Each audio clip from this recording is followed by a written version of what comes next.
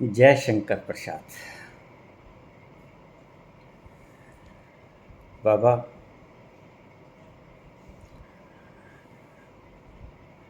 इतना विच्छेद से आपने समझाया, कृपा करके एक प्रश्न का और विच्छेद कर दीजिए।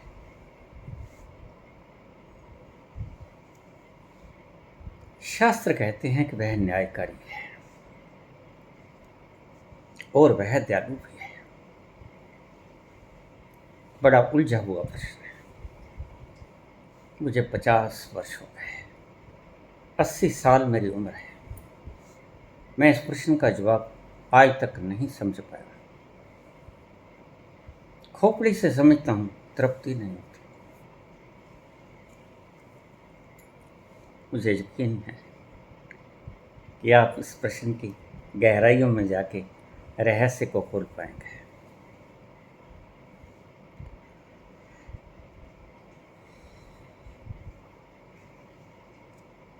है तो रहस्य,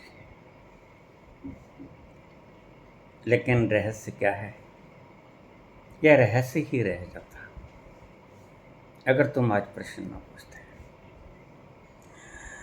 बिना पूछे मैंने जवाब नहीं देना, क्योंकि यह तो एक मौन शांत झील है, परम मौन। इसमें कंकड़ियां फेंकोगे तो लहरें उठेंगी। आज कंकड़ी फेंक दी गई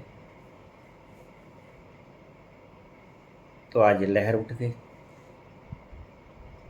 बड़ा सुंदर जवाब है इसका। क्या करें, किसी ने पूछा ही नहीं। वह दयालु भी है और वह न्यायकारी भी है। बिल्कुल ठीक है। परमात्मा के दो रूप हैं,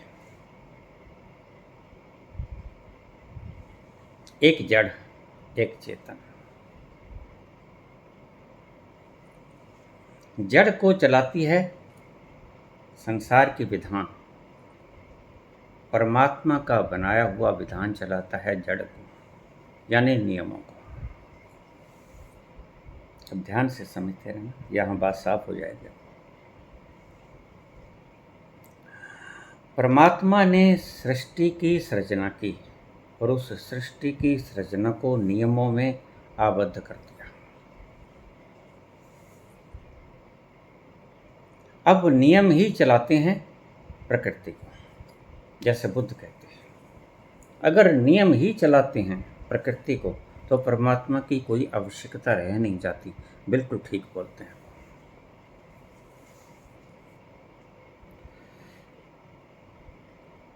नियम ही चलाते हैं। लॉ ऑफ ग्रेविटेशन से अगर कोई छेड़छाड़ करेगा, वह चाहे संत भी क्यों ना हो। मेरे भी हार्ड पांव टूट गए थे, आपने देखा, चूकना टूट गया था। कोई भी छेड़छाड़ करेगा नियमों से, वह यही नहीं देखेगा कि कौन, यह राम राम करने वाला या यह नास्तिक, वो नहीं देखेगा। परमात्मा ने प्रकृति की रचना की और प्रकृति को विधान से बांध दिया,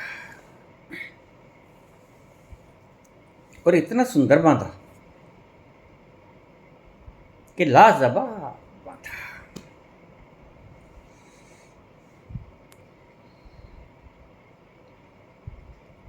प्रभु जी ने ऐसी कायनात बांधी,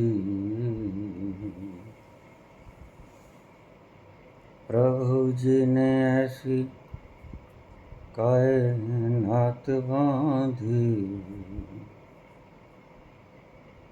एक दिन के पीछे एक रात बांधी, साथ साथ बांधी।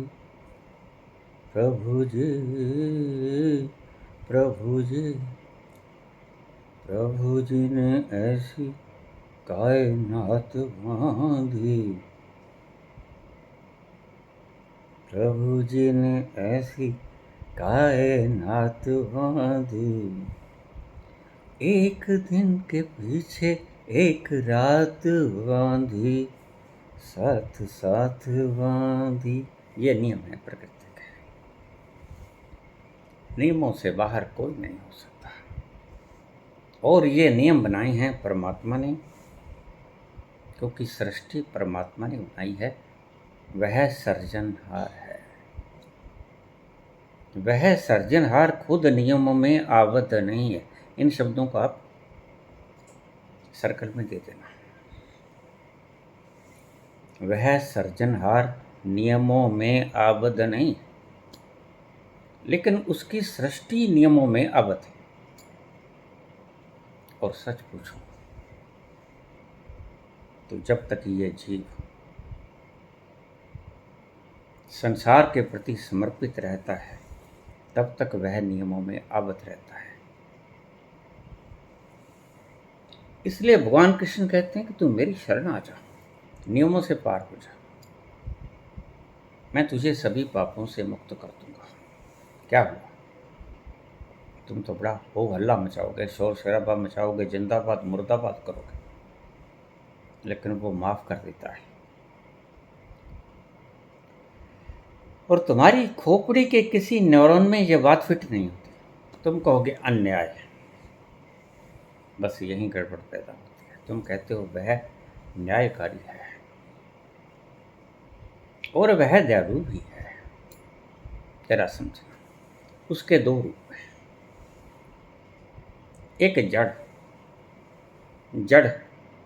न्यायकारी है।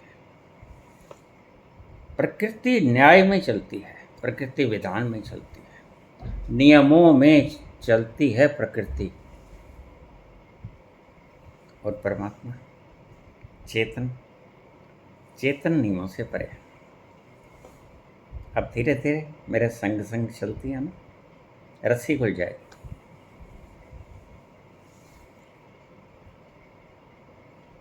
संसार में जब तक रहोगे नियमों में आबद्ध रहोगे और ऐसे शोर शराबे मचाते रहोगे।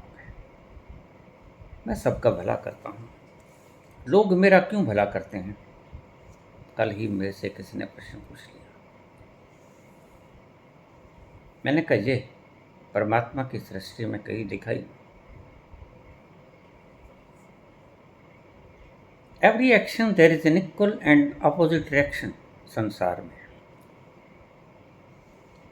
संसार में प्रत्येक कर्म का प्रतिकर्म होता है और बिल्कुल समान होता है, विपरीत होता है और समान होता है।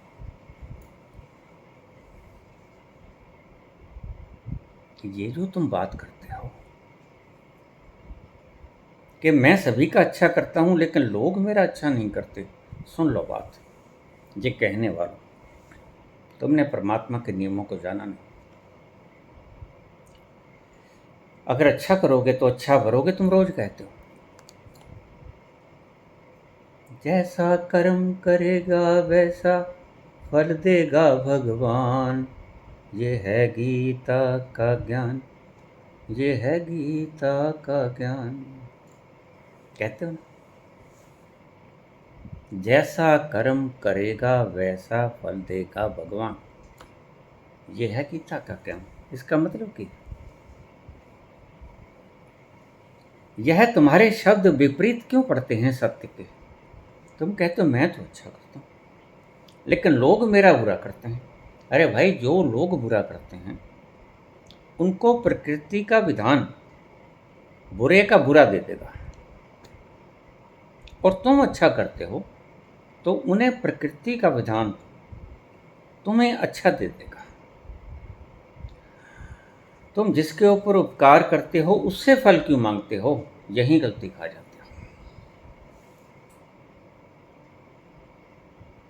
इसलिए तो संतों ने कहा, नेकी कर और दरिया में डाल भूल जा, क्योंकि नेकी का फल देने वाला तू है ही नहीं। पर तू रोएगा चिल्लाएगा, मैंने तो इतनी नेकी की और उसने मुझे धन्यवाद भी नहीं कहा, मुझे आशीर्वाद तो क्या देना था। दूधो नहाओ पूतों फलो, ये तो क्या कहना था। शाबाश भी नहीं दी, धन्यवाद भी नहीं किया। चूक जाते हो जहाँ। तुम गड्ढ-मड्ढ कर देते हो, और ये गड्ढ-मड्ढ तुम्हारे तथाकथित संतों ने की है वेद व्यास की मोहर लगा के। तुम अलग अलग क्यों नहीं रखते चीजों को? अब प्रकृति अलग है, परमात्मा अलग है। प्रकृति नियमों में आबद्ध है और उसको बनाने वाला सृजनहार नियमों से पार है। प्रकृति के भीतर जब तक इंसान रहता है, वह जो कर्म करेगा उसका फल पाएगा, और प्रकृति से बाहर जो व्यक्ति चलेगा कृष्ण जैसा, वह जो कर्म करेगा उसका फल नहीं पाएगा। बड़े मजे की बात है। तुम तो तख्तियां उठा लोगे, तुम तो जिंदाबाद मुर्दाबाद हाय हाय के नारे लगाओगे, लेकिन परमात्मा कहाँ सुनता है तुम्हारी? उसने जो बना दिया बना दिया। मुझे लोग पूछ लेते हैं परमात्मा ने सृष्टि क्यों बनाई? मैंने कहा वो बना सकता था, बना दी, तुम बना लो। तो चुप हो जाते हैं। वह बना सकता था, उसने बना दी, तुम बना लो भाई, तुम्हें कौन रोकता है?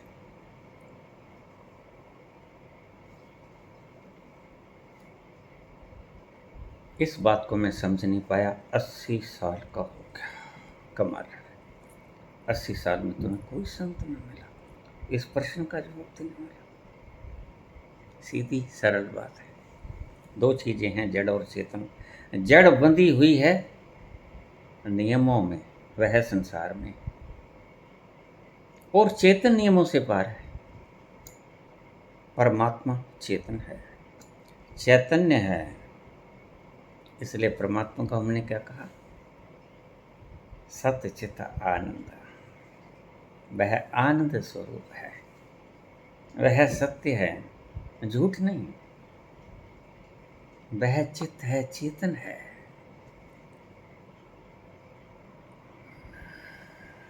परमात्मा दोनों है। परमात्मा जड़ भी है, परमात्मा चेतन भी है। परमात्मा दोनों है। और तुम्हें ये भ्रम हो जाता है कि परमात्मा एक है, वो न्यायकारी है। तुम चूक जाते हो दूसरी बात। फिर संतों ने क्यों लिखा कि वह दयालु है? और संतों ने छोड़ो, जिसने अनुभव किया उसको क्या कहोगे?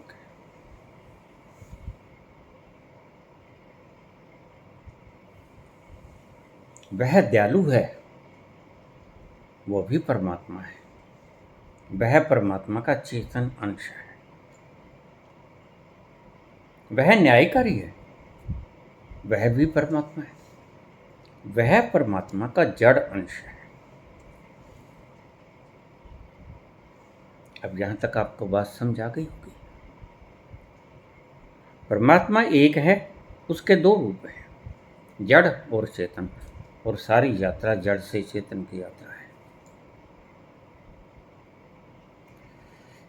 जड़ से चलता है अस्तित्व, और चेतन में समाहित हो जाता है। यही यात्रा है संसार की। जड़ के बंधन से निकल के चेतन की मुक्तता तक जाना है।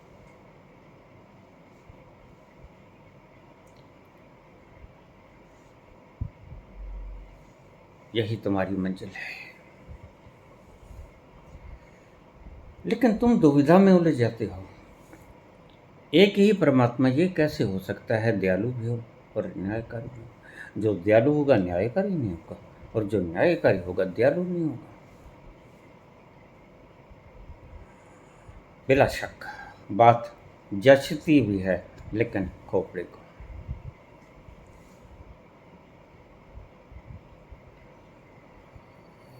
हर चीज की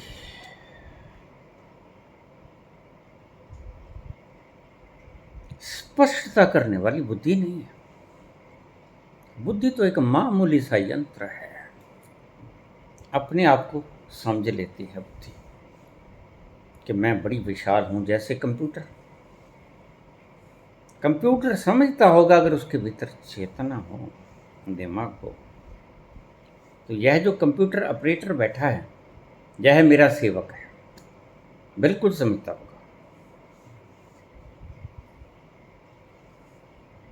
क्योंकि मैं जड़ में भी हूं और मैं चेतन में भी हूं। तो मैं जड़ के भीतर प्रवेश करके भी जड़ की वृत्तियों को झांक सकता हूं। तो कंप्यूटर देखता होगा ये जो मूर्ख सामने बैठा है, यह मुझे चला रहा है, यह मुझे क्या चलाएगा, करने दो झिखाई, अपना क्या लेता है।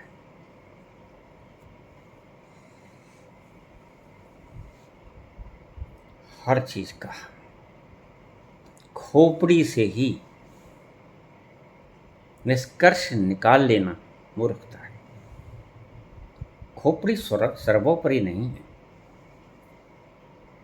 खोपड़ी बड़ा तुच्छ सा यंत्र है परमात्मा की इस सृजना में।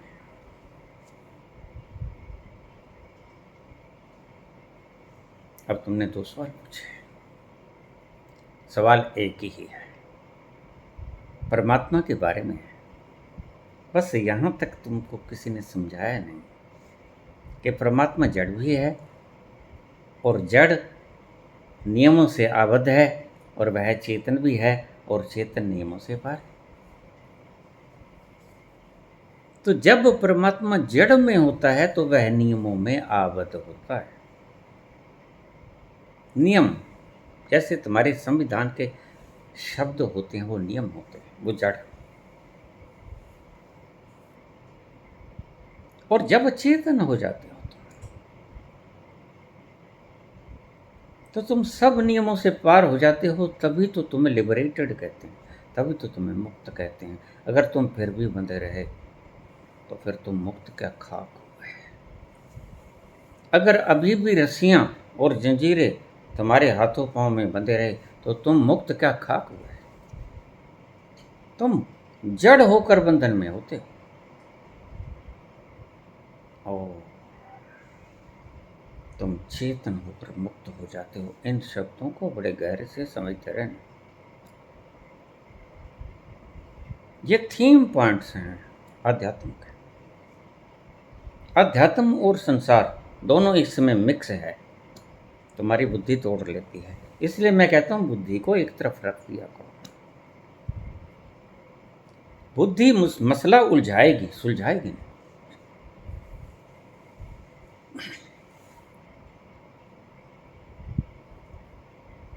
जब तक तुम जड़ता में होते हो तब तक तुम नियमों में आबद्ध रहते हो। जब तुम नियमों से पार हुए, जड़ता से पार हुए, तुम दयालुता में प्रवेश कर गए। और वहीं जाकर दयालुता के उस अस्तित्व में जाकर व्यक्ति कह सकता है ये शब्द, कह दूंगा साफ, हशर में पूछेगा अगर खुदा, लाखों गुनाह किए तेरी रहमत के जोर पे। और तुम तो लठ उठा लोगे, तुम कहोगे मारो इसको, यह हरामखोर कहां से आ गया। अगर नियमों के पुजारी हो तो संसार में बने रहो।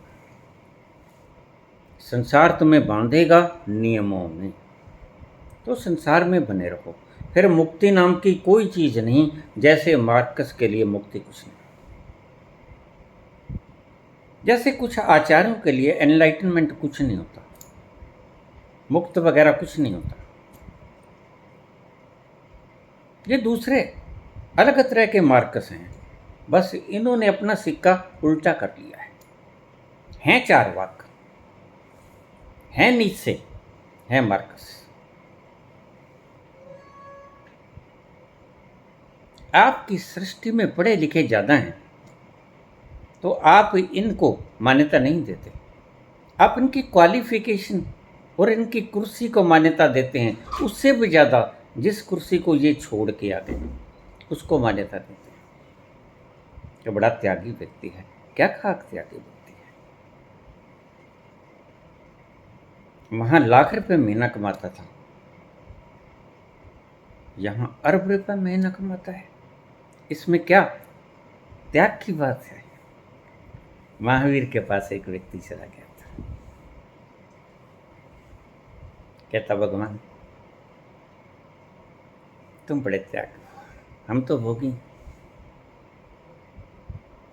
हमारे ऊपर आशीष का वरद हस्त रखा करो, हमें आशीर्वाद दो, हम तो भोगी व्यक्ति हैं, आप त्यागी व्यक्ति हो। महावीर हंसने लगे। महावीर ने कहा ये तुमने नई परिभाषा कहाँ से गढ़ ली? अरे बात तो उल्टी है भाई। क्यों प्रभु, कैसे उल्टी है? जरा सोचो, जो क्षुद्र को भोगता है वह भोगी या जो विराट को भोगता है वह भोगी? बड़ा भोगी कौन, क्षुद्र को भोगने वाला या विराट को भोगने वाला? तो बाबा हम विराट भोगते हैं, हम सब कुछ भोगते हैं, जो चाहते हैं खा लेते हैं, जो चाहते हैं भोग लेते हैं। हम बड़े भोगी हुए, हम विराट को भोगते हैं। नहीं, तुम गलती खा गए, तुम विराट को जानते ही नहीं, तुम भोगोगे क्या?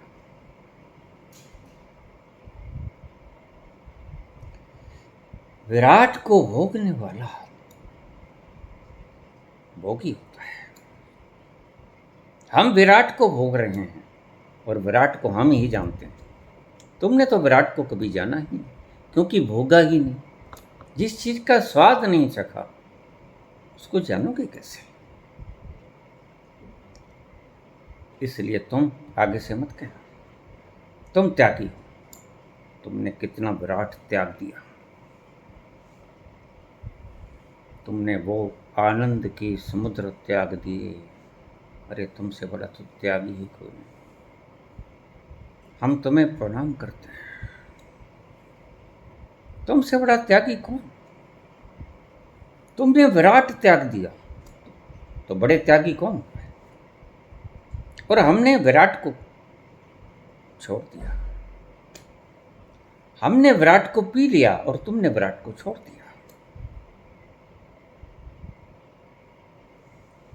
तो बड़ा त्यागी कौन हुआ, जिसने विराट को छोड़ा?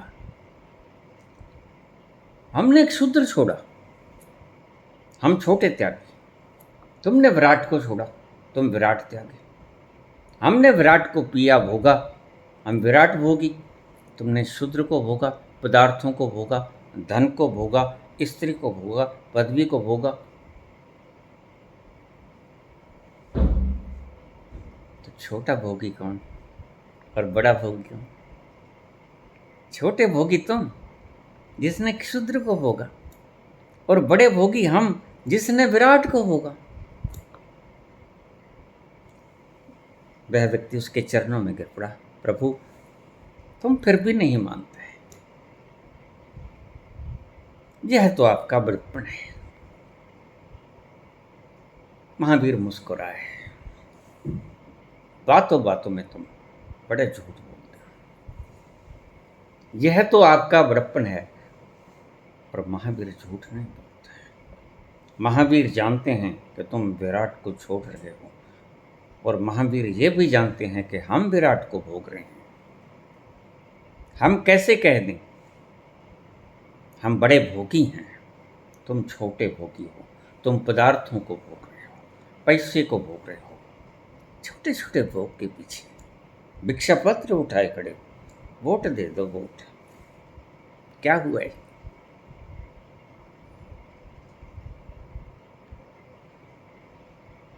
यह विराट भोगी हुआ, यह क्षुद्र भोगी हुआ।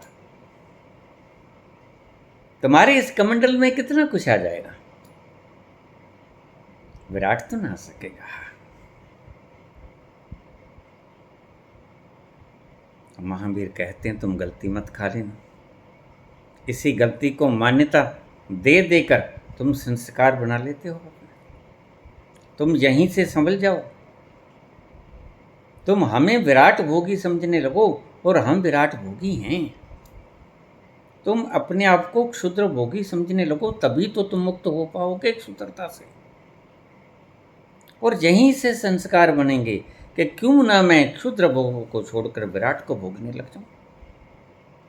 लेकिन तुम थोड़ी सी बातों को टाल देते हो। यह तो आपकी महानता है प्रभु। बस बात खत्म हो गई। आपने संस्कार को भीतर ना उतरने दिया। तुम्हारे हृदय पूर्ण पी लें उस बात को जो संत बोलता है, क्योंकि संत झूठ नहीं बोलता। संत अस्तित्व की बात करता है, और अस्तित्व से जो बात आती है वह सत्य से बात आती है, और सत्य से जो बात आती है वह सत्य ही हुआ करती है। वह दयालु है या वह न्यायकारी है, दोनों है। जब वह संसार के नियमों में आबद्ध होकर जड़ हो जाता है तो वह न्यायकारी होता है। जब वह संसार के नियमों से परे होकर चेतन हो जाता है तो वह मुक्त हो जाता है, वह दयालु हो जाता है। मुक्तता का स्वभाव है दयालु। इसलिए जो व्यक्ति दयालु ना हुआ है उसके ऊपर थूक जाते हैं लोग। वो करुणा के महावतार कुछ नहीं कहते, माटी के ऊपर थूक दिया। वो जानते हैं मेरे ऊपर नहीं थूका, माटी के ऊपर थूक दिया। गुस्सा काहे खाएंगे जब जानते हैं कि मेरे ऊपर तो इसने थूका ही नहीं।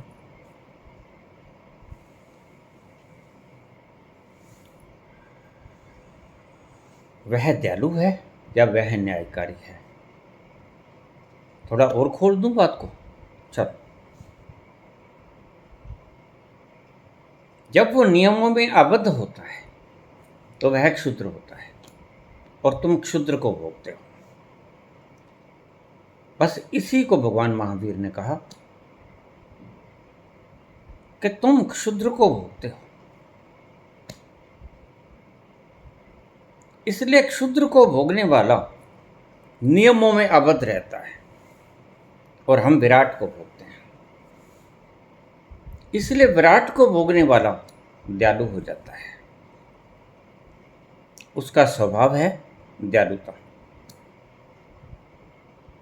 जरा ठहरो, इस्लाम में क्या कहते हैं परमात्मा? रहम और रहीम, कर्म करें। बस वो कृपा करता है, सिर्फ नियम वियम कुछ नहीं जानता। वह यानी उसका चेतन रूप, उसका जड़ रूप न्याय करता है। उसका जड़ रूप दयालुता नहीं करता। जड़ रूप दयालुता कर भी नहीं पाएगा, उसके बलबूते की बात भी नहीं है। उसका चेतन रूप हिसाब नहीं ले सकेगा। इसलिए जो व्यक्ति हिसाब लेते हैं, हिसाब देते हैं, वो व्यक्ति जड़ रूप होते हैं, और वह क्षुद्र होते हैं, छोटे होते हैं। जो विराट हो गया, उसका बुद्धि से कनेक्शन टूट गया, वह समुद्र हो गया, वह हिसाब नहीं रखता। ना हिसाब देता है ना हिसाब लेता है। इसलिए ये जो शब्द कहे गए बड़े प्यारे थे, और जितने इन शब्दों की निंदा की गई, बहुत बहुत निंदा की गई। कह दूंगा साफ, हशर में पूछेगा गर खुदा, किसी पागल के शब्द महसूस होते हैं आपको? लाखों गुना किए तेरी रहमत के जोर पे, तुम तो झंडे उठा लोगे, जिंदाबाद मुर्दाबाद। अरे क्या बकवास मचा रखी है। बिल्कुल तुम्हारी बुद्धि के लिए यह बकवास ही। बुद्धि ने कभी वो तल जाना नहीं, उसके लिए ये शब्द बिल्कुल बकवास होंगे, निश्चित ही। इसलिए मैं कहता हूं इस बुद्धि को छोड़ दो। यह क्षुद्र को पकड़ सकती है, यह क्षुद्र की गणना कर सकती है। इसका प्रयोग करो, संसार के लिए करो। इसका प्रयोग तुम करते हो लिबरेशन के लिए, मुक्ति के लिए, विराट होने के लिए इसका प्रयोग करते हो। कैसा हो सकता है जी? तुम पागल हो। कागज की नाव से समुद्र पार करना चाहते हो? बुद्धि के सहारे तुम इस भवसागर को पार करोगे। ऐसे पागल हुए हमारी धरती पर।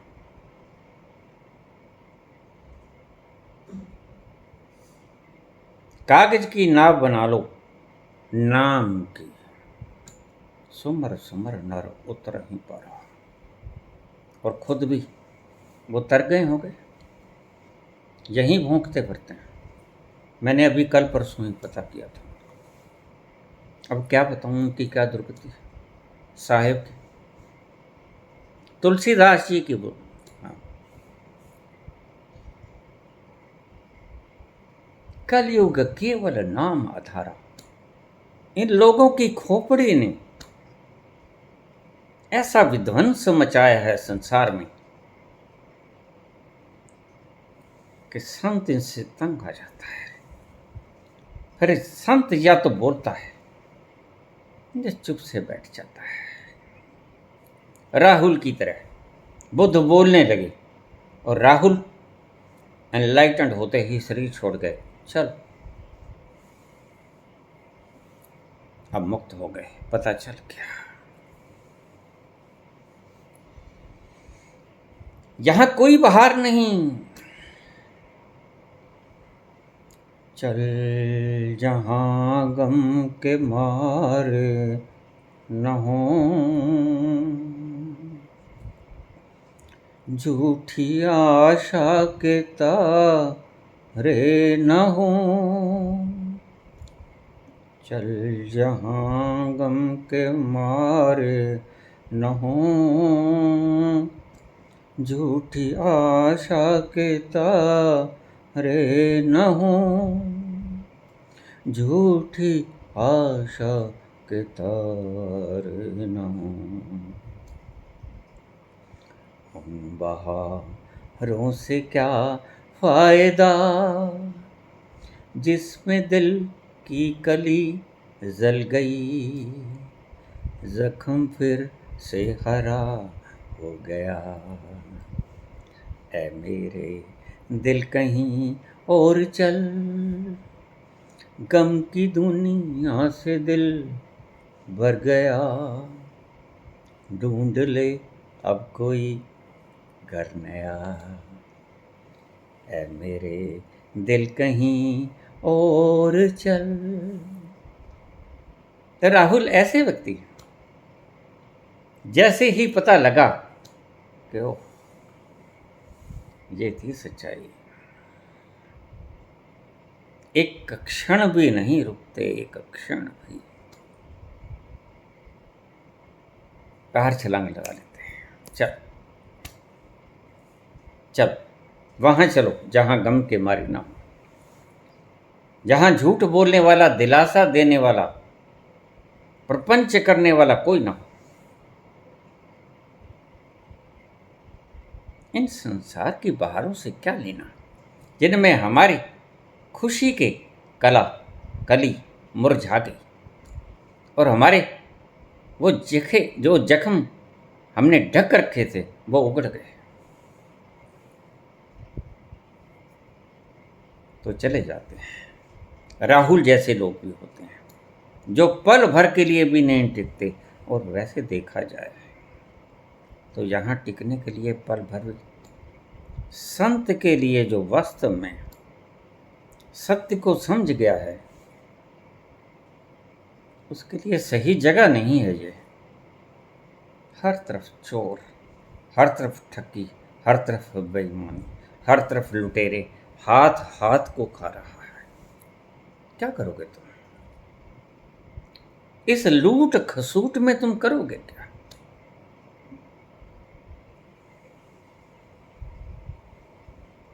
दिल थका होता है, हारा होता है। अपनों का सताया हुआ राहुल, पिता ने छोड़ दिया, माता ने छोड़ दिया और दादा ने छोड़ दिया और कौन था इसका? थका हुआ था बेचारा, इंतजार भर कर रहा था, और यहां थोड़ी सी झलक मिली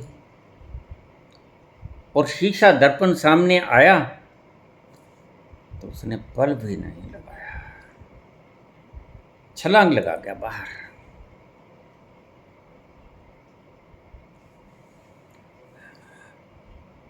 तब तो बैठा था, तब उस पल का इंतजार कि कहीं मिल जाए, और वह मिल गया। वह मिल गया तो छलांग भर गया। लेकिन कुछ लोग भीतर करुणा बाकी रह जाती है। वो कहते हम तो हो गए, हम तो हो गए, लेकिन ये बाकी, ये बेचारे क्या करेंगे? इतने पांडाल लगा रखे हैं, इतनी नाव की टोपियां पहन रखी हैं, इतने हाथ की सफाइयां दिखा रहे हैं, इन बेचारों का क्या होगा? उनके भीतर थोड़ी सी दयालुता आ जाती है, क्योंकि वो दयालु स्वरूप होते हैं। उनकी दयालुता भीतर से जोर मारती है, नहीं अभी मत जाओ, अभी संसार को तुम्हारी आवश्यकता है। भीतर की अस्तित्व की पुकार उसे ठहरा लेती है, उसे संत कहते हैं। तुमने पूछा वह दयालु कैसे और वह न्यायकारी कैसे? उसके दो रूप हैं, जड़ और चेतन। और तुम्हारे सभी 6 के 6 षट शास्त्रों ने ये माना है। दो तो माना ही है, जड़ भी है चेतन भी है। जड़ नियमों से अबद्ध है और वह न्यायकारी है। चेतन नियमों से पार है, वह लिबरेटेड है, मुक्त है, और वह परमात्मा है, वह नियमों से परे है। चेतन नियमों से परे है, जड़ नियमों में अबद्ध है। यह दो रूप हैं उसके। एक ही तत्व दो प्रकार के कर्म करता है, एक जगह न्याय कर रहा है, एक जगह दयालुता कर रहा है। क्या करोगे तुम? उसकी सृष्टि अपरंपार है। इसलिए कहते हैं बेपरवाइयां तेरियां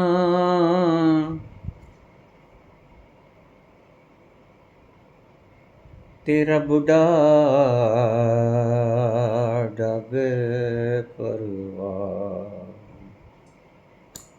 बेपरवाइयां तेरियां तेरा बुढ़ा बेपरवाह। तुम तो कभी कभी छोटी मोटी बेपरवाही करते हो, वह बहुत बड़ा बेपरवाह है, वह माफ कर देता है।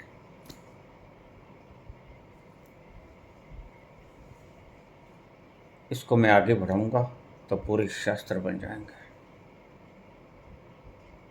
इसलिए मैं आगे नहीं बढ़ाता। बस तुम्हारे प्रश्नों का जवाब यहीं पे मिल जाएगा, मिल गया। आगे बढ़ाऊंगा तो बड़ी दूर निकल जाएगी।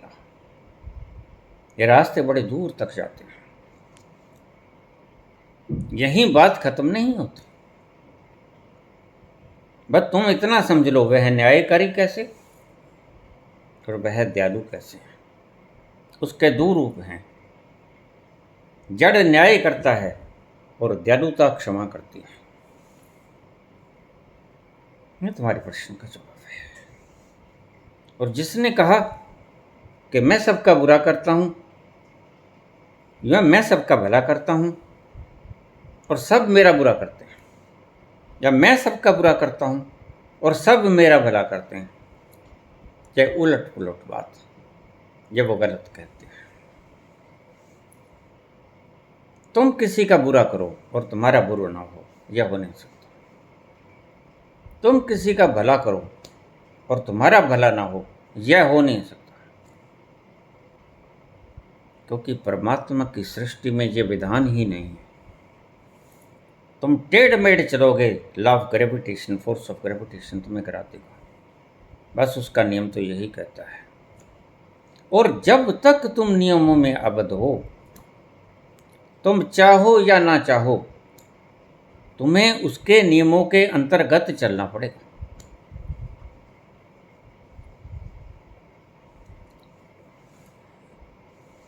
तो ऐसी व्यर्थ की बेहुदा बातें करने का कोई फायदा नहीं होता कि मैं तो सबका भला करता हूं, लेकिन मेरा बुरा क्यों हो जाता है। ये कभी सृष्टि में हुआ ही नहीं।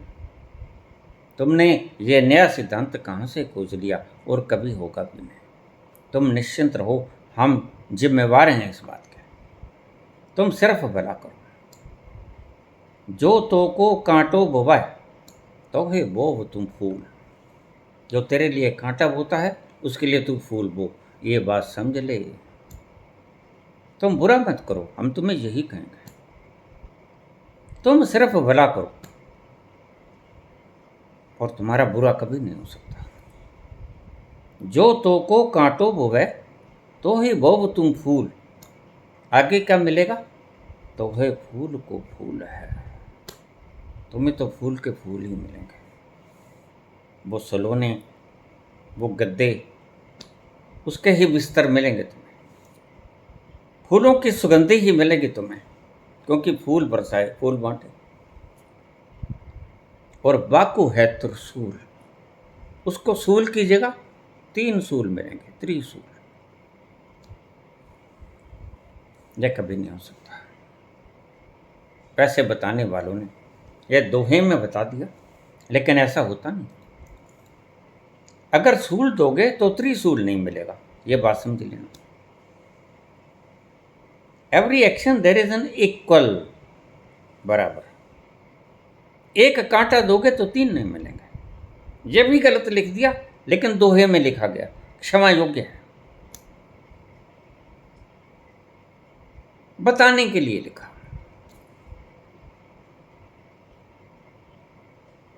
जो तो को कांटो बोवे, तो ही बोव तू फूल। ये कर्म की थ्योरी आ गई। जो तेरे लिए कांटा बोता है, तुम भी उसके लिए कांटा बो, तो फिर तुम्हें भी तो कांटा मिलेगा। और तुम उसके लिए फूल बो, यद्यपि होता बहुत मुश्किल है। यही तो करना मुश्किल है। इसे ही तो दयालुता कहते हैं। यही तो परमात्मा का स्वभाव है। जब तुम अपने भीतर उतर गए, तुम बुरा कर ही नहीं सकते। चाहना तो बहुत दूर की बात है। तो ये फूल को फूल है, बाकू है त्रिशूल। तुझे फूल से फूल मिलेगा, सुगंधदायक फूल मिलेगा, और उसको त्रिशूल मिलेगा। बस उसको सूल मिलेगा, ये कह लो। ये त्रिशूल शब्द सिर्फ क्योंकि पद्य में कहा गया था, इसलिए एक चीज को समझाने के लिए कह दिया गया। लेकिन इसकी भाषा को अगर हम संधि छेद करें तो इसके अर्थ गलत बनते हैं। त्रिशूल कभी 3 गुना नहीं होता, ये समझ लेना बात। बस सेम क्वांटिटी में मिलता है, इक्वल एंड अपोजिट डायरेक्शन।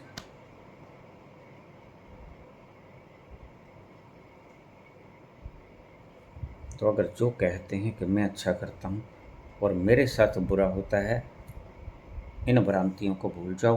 तुम्हारे मोटिवेटेड स्पीचर या कहते होंगे कि फिर मन को दिलासा दे दो, ये चोटें ही तुम्हें उबारेंगी, यही तुम ऊंचे जाओगे।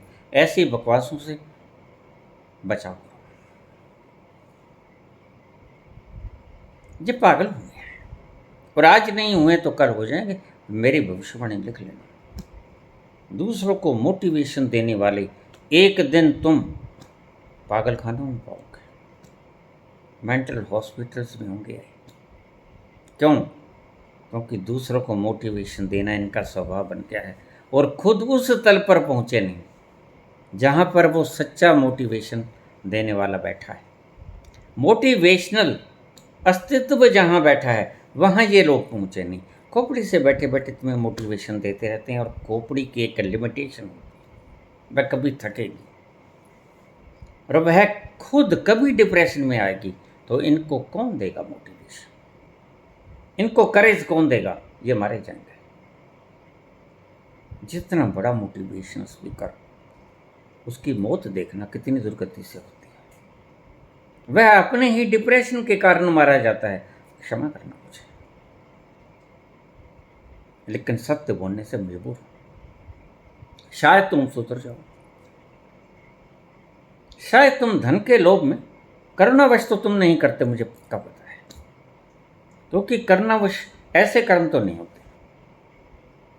करुणावश तो कर्म होते हैं कृष्ण की तरह। वह मोटिवेशन नहीं थी, वह तो साक्षात्कार था। उसने शब्दों से मोटिवेट करने का प्रयास किया, लेकिन असफल निकला।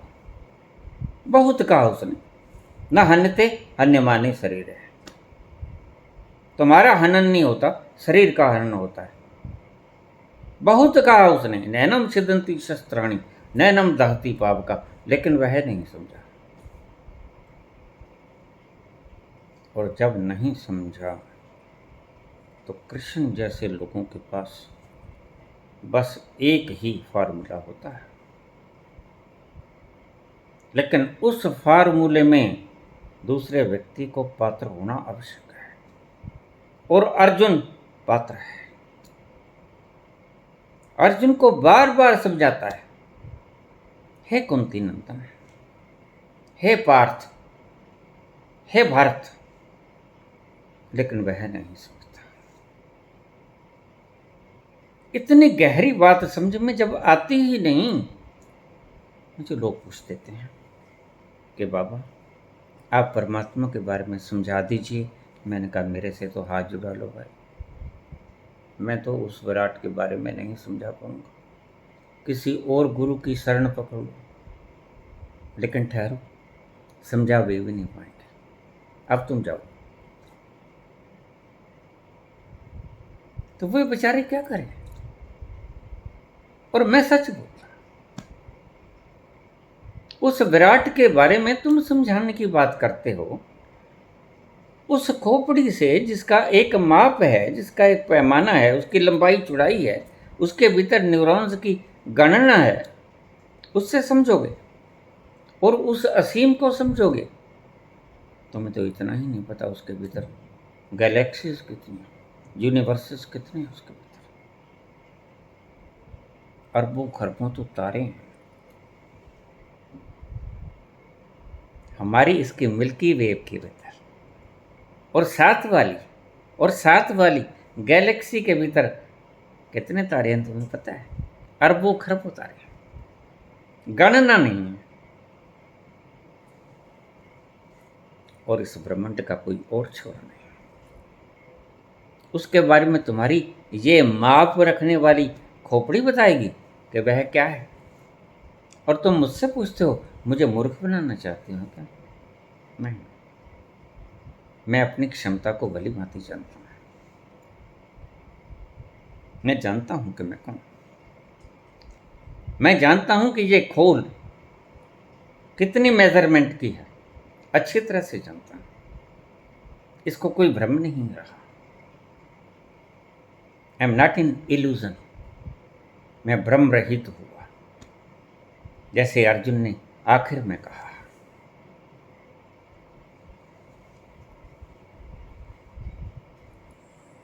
स्मृतिर्लब्धा नष्टो मोह। मेरा मोह नष्ट हो गया, मुझे स्मृति आई, स्मृति मिल गई, मेरा मोह नष्ट हो गया। हे भगवान, तुम्हारा आभार कैसे करूं। हे विराट, तुम्हें देखकर मैं कृतकृत हुआ। और इतना विराट स्वरूप देखकर मैं थर थर कँप रहा हूं।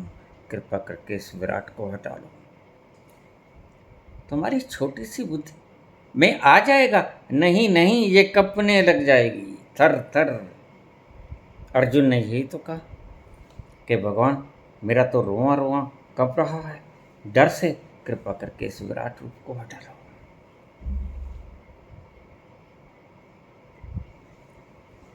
तो दो प्रश्नों के जवाब थे आपके। वह न्यायकारी है और वह दयालु है। यह दुविधा कैसे एक ही तत्व में। और दूसरा प्रश्न था कि मैं अच्छा करता हूँ और लोग मेरा बुरा क्यों करते हैं। दोनों का जवाब मैंने दे दिया।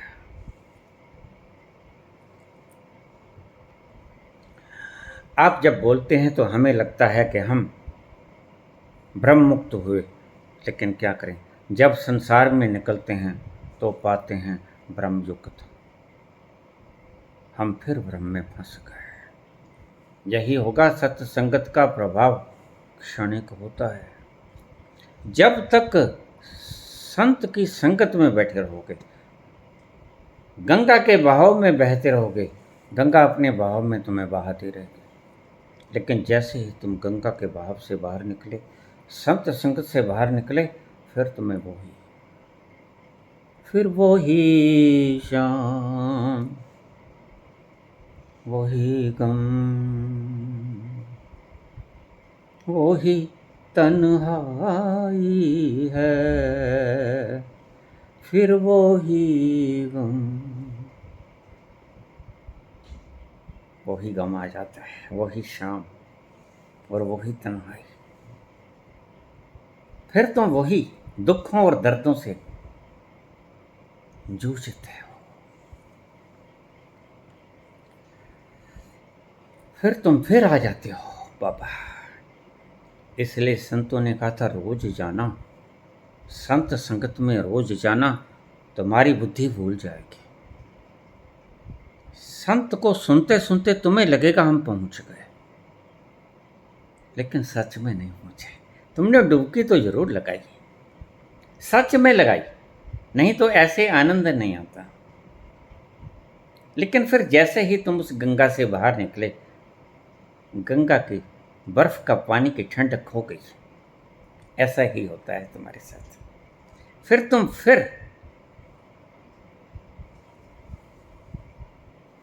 उन्हीं खोलते हुए पानियों के भीतर छलांग लगा देते हो।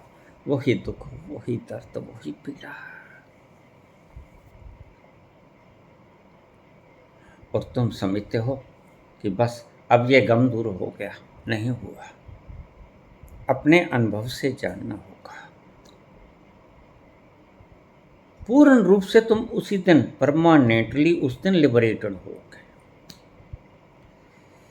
अन्यथा तो कुछ देर का, और ये भी काफ़ी है, थोड़ी देर का निजात मिल जाए, ये भी काफ़ी है। संत को सुन के कभी गुमान मत कर लेना कि बस मैं तो पहुंच गया। नहीं, क्षणिक पहुंचे, परमानेंट नहीं पहुंचे। खुद प्रयास करना पड़ेगा घर जाके। ये प्रयास करना तुम भूल जाते हो, वहीं गलती खा जाते हो। फिर तुम कहते हो कब मिलेगा बाबा। हमें तो यही था गुरु,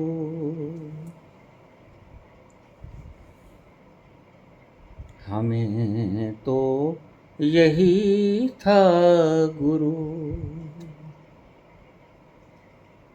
गमे यार है हमसे दूर, वही गम जिसे हम किस किस जतन से निकाला था इस दिल से दूर, वो चल कर कयामत की चला गया, वो चल कर कयामत की चला गया, कोई शाम उनका ख्याल आ गया, कोई शाम उनका ख्याल आ गया, वही जिंदगी का सवाल आ गया, वही जिंदगी का सवाल आ गया, कोई शाम का ख्याल आ गया। फिर शाम होगी, ढलेगी, और फिर वही ख्याल आ जाएगा। वही संसार के दुखड़े घेर लेंगे, वही दुख दर्द पीड़ाएं, वही चिंतन, वही अभाव, वही इल्यूजन, वही भ्रम, वही सब कुछ होगा। लेकिन धीरे धीरे धीरे धीरे घटता जाएगा। तुम प्रयास जारी रखना, क्रिया योग करते रहना, सुबह ध्यान में बैठना। ध्यान में कुछ नहीं करना, कोई राम राम नहीं, कोई राधे राधे नहीं, कोई वाहेगुरु। और वीडियो सुनते रहना, इससे तुम्हें थोड़ी सी साहस मिलेगी। तुम्हारा मन प्रेरित हो जाएगा। वीडियो से तुम्हें प्रेरणा मिलेगी, इंस्पिरेशन मिलेगी, इंस्पिरेशन मिलेगी उस तरफ जाने की। और फिर तुम क्रिया योग करना सुबह उठ के, और फिर तुम ध्यान में बैठ जाना, और ध्यान में अपने अंतस में उतरते जाना, और उतरते जाना, और उतरते जाना, और वहाँ पहुँच जाना जहाँ तुम हो। धन्यवाद।